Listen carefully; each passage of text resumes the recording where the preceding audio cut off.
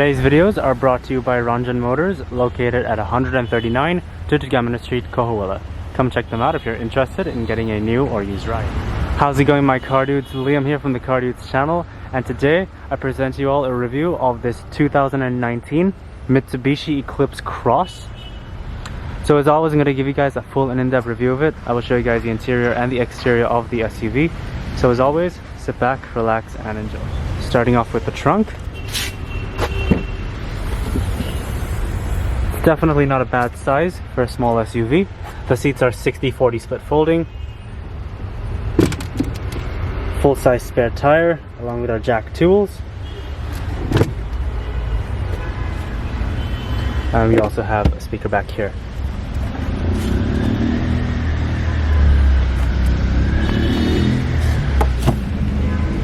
Coming to the back seat.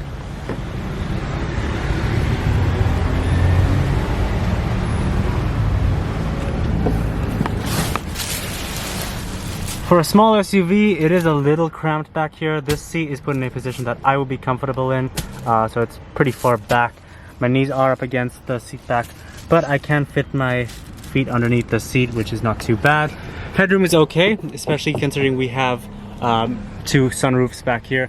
So I'm about 6'3", give or take, and I have a little bit of room, that much to give. Because the doors sort of cut away, they go back like here. We do have some shoulder room, a decent amount, which is good. Back here we have a power outlet, and I believe we do have a center armrest, but I can't put it down because that's plastic back here. Overall, it's not too bad back here. Here's the key fob for the Eclipse. It's Mitsubishi standard style key fob, our lock and our unlock. This one does have smart key access. Right now the car is unlocked. To lock it, just press the black button on either the driver or passenger side door handle, and the car will lock, followed by the mirrors folding in. And to unlock the car, just press the black button again. Two beeps indicates unlocking, followed by the mirrors folding out. There is a black exterior.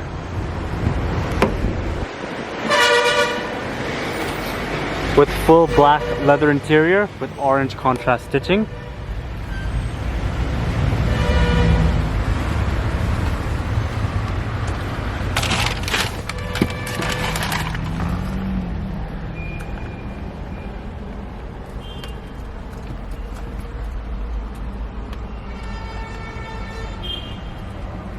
Along with that smart key access system, the Eclipse does have push button start.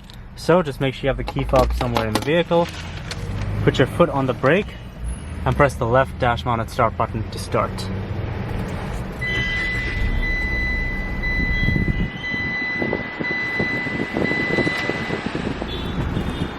Has a 3-spoke electrically assisted leather wrapped steering wheel. Very smooth power steering.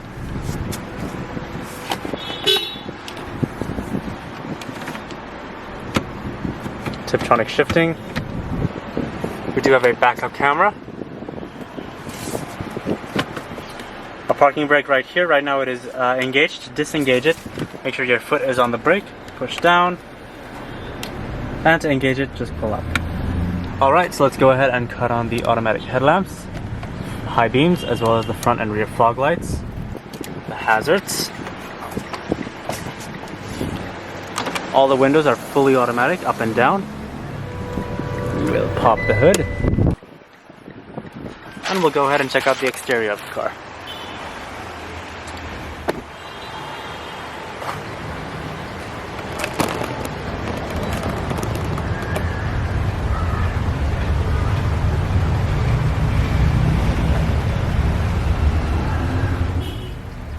This Mitsubishi Eclipse has a 1.5 liter 4-cylinder producing 161 brake horsepower and 184 foot-pounds of torque. Has a 0 to 100 time of 9.3 seconds and a top speed of 200 kilometers per hour. The Mitsubishi Eclipse is a familiar name to many people. Back in the early 2000s, it was twin to the Dodge Stratus Coupe. Now, however, it's a much different car, or SUV. Yes, the trend of SUVs continues as more and more car makers churn out SUVs. I mean, I don't blame them. The compact SUV segment is ridiculously lucrative. Everyone wants one, and as far as small SUVs go, this one isn't that bad. It's not the best, but it's not the worst either. I feel Mitsubishi put more effort into this car than they have with some of their other models, which is a good thing because it shows that they're stepping up their game. Most Eclipse crosses go for around 8 to 10 million rupees depending on the spec. Comparing that to a Toyota CHR, it's about 2 to 3 million rupees more, and I'm just not sure if it's worth that much paper. I'm happy to report that this car is showing signs of Mitsubishi improving their quality control and getting back on the right track, but that much more than a competitor, I just can't find that acceptable. Though I should add that that is only the case here in Sri Lanka to my knowledge, because that is based on the engine capacity. The Toyota CHR has a 1.2 liter, this one has a 1.5 liter, hence there being more duty to pay on the car, hence it being more expensive. So just keep that in mind.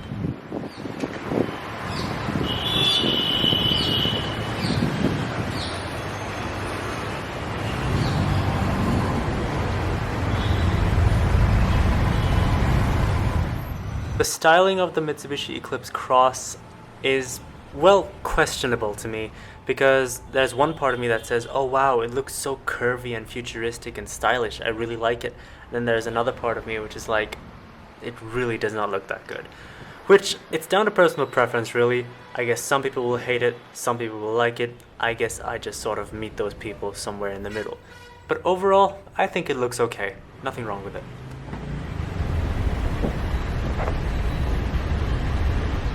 Coming to the interior, power windows, locks and mirrors, power driver's seat,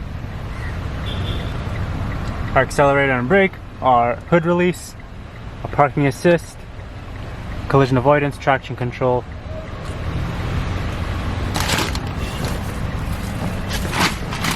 So coming to the interior, we have our AC controls right here. It is dual zone automatic climate control, both the driver and passenger. One touch AC off, front and rear defrost are different zones, and our recirculation right there. Quite simple to use. Coming to the stereo, this has Mitsubishi's famous Rockford Fosgate system. Take a listen for yourself, it sounds pretty awesome.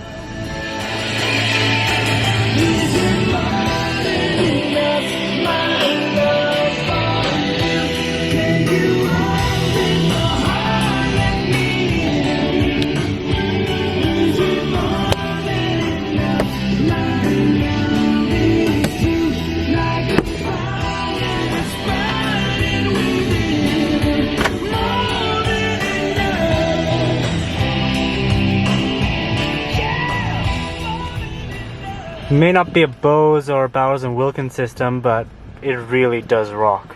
Well done, Mitsubishi. Now, as far as infotainment goes, this is not Mitsubishi's strong suit particularly, but I'll try and show you guys around it. It's a fairly simple system to use. It's a bit basic and a bit rudimentary, but it gets the job done. We have FM, AM, iPod, audio, phone, CD, settings. So in settings, display off, screen, system setting, RDS setting, color contrast, Bluetooth settings, sound control, version info. As you can see, the graphics and the resolution is a bit, chunky and crispy. It's not the best, but like I said, it gets the job done. It's not so bad. We also have our shortcut buttons, so like radio, media, and settings, volume, sync up, sync down, our clock. So you can set the clock. As you can see, we're apparently living in 2012, which, not gonna lie, I kind of feel like this infotainment system belongs in 2012, so it's right on that part. And also we have our tune system, or tune knob, so if we're on the radio, we can tune different presets. So coming to the materials on the dashboard, we have some soft touch materials on the dash, which is not too bad. Definitely in this day and age, it shouldn't be surprising to have soft touch materials on the dash. It's not so bad. Of course, as we go lower down, we do notice some cheap chintzy plastics, which is expected. I'm not surprised by that, so can't blame Mitsubishi for that. It doesn't feel as cheap as, like, say, an Expander would. I reviewed an Expander about a year and a half ago. I was very disappointed with that. This one, it's not so bad. Mitsubishi put a bit more effort into this, especially with these metal or metal feeling. Paddle shifters really does uplift the cabin a little bit, along with this, you know, plastic metal trim. You know, even down here it's a bit soft. It's not too bad. The piano black finish, you know, it sounds a bit hollow, but nobody is going to, you know, pick at that. It looks good. I guess that's what really matters. This piece right here is hard touch plastic, but that's because this car has a heads-up display. So that's really cool. As far as seat comfort goes, the seats, Mitsubishi, honestly, their seats have been alright. That honestly, I feel like that's one of their strongest suits. These seats, they're very soft. It doesn't feel like real leather, but it doesn't feel like cheap either. Chrysler, Daimler, FCA, but it's alright. It feels quite good. It's nice and firm. It's nice and comfortable. Honestly, these seats would be perfectly fine for a long trip. They don't feel like plastic, like I said, like with FCA products. So coming up here, we have a manual dimming rearview mirror along with our dome lights. We have our sunroof controls. You can open it like so. And the rear sunroof opens as well. I don't believe the glass opens on that portion. But that's still pretty cool.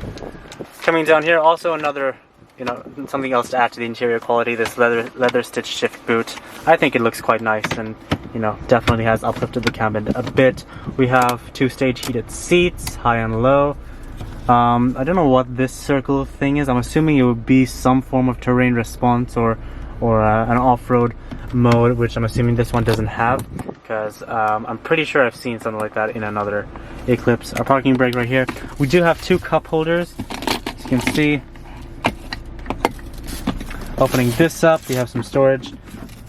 Take this little shelf out.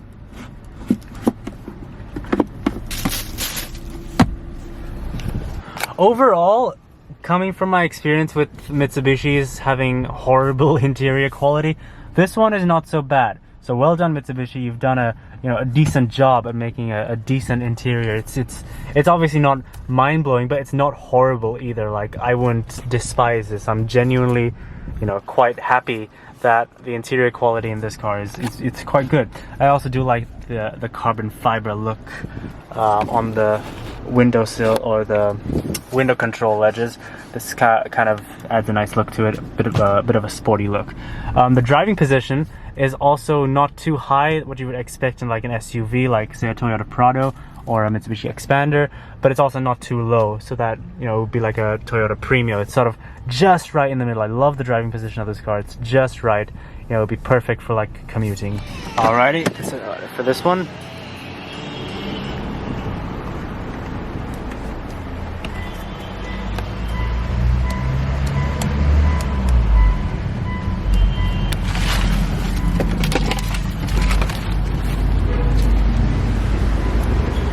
well guys, thank you all so much for watching my review on this 2019 Mitsubishi Eclipse Cross. As always, let me know what you guys think of the review and leave some suggestions of cars I should review in the comment section below. Once again, thank you all so much for watching, and I will see you guys in my next video. Drive safely till then.